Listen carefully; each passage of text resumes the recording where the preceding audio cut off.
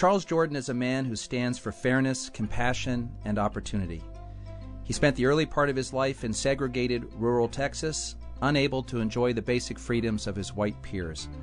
During his childhood, he lived on a reservation surrounded by kids who were black, Mexican, and Native American. They all played together without prejudice. This was the foundation of his guiding passion for fairness. Charles once said that he could have been bitter, but instead chose to be better.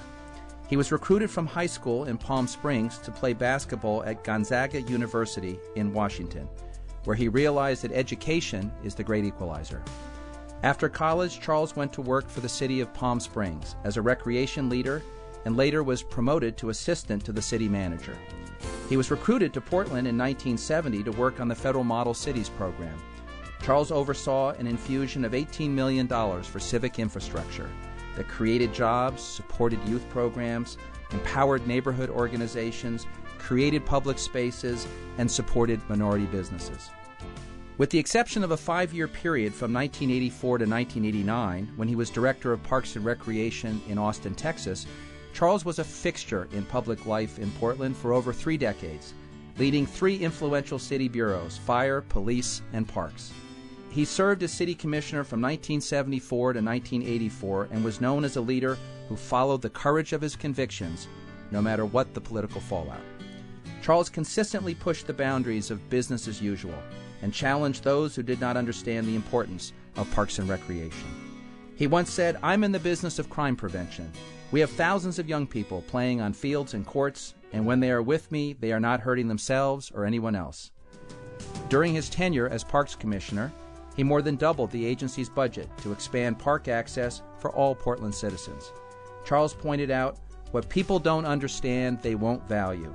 And what they don't value, they won't protect. And what they don't protect, they will lose." This growth provided new jobs and created or improved 44 parks and natural areas, such as Delta Park Owen Sports Complex, Southwest Community Center, and Dishman Pool. His work in Portland received national attention. Sunset Magazine observed, "Portland knows how to do parks right," while the Chicago Tribune cited Portland as having one of the most progressive park systems in the country. He was the first African American to serve as chairman of the board of the National Wildlife Federation. NWF believes that Charles is one of the most influential voices in conservation. He was appointed by President Ronald Reagan to serve on the President's Commission on the American Outdoors and was later appointed by President Bill Clinton to serve on the American Heritage River Program. He also served on the National Park System Advisory Board and the National Forest Foundation and is a trustee of the African American Experience Fund of the National Park Foundation.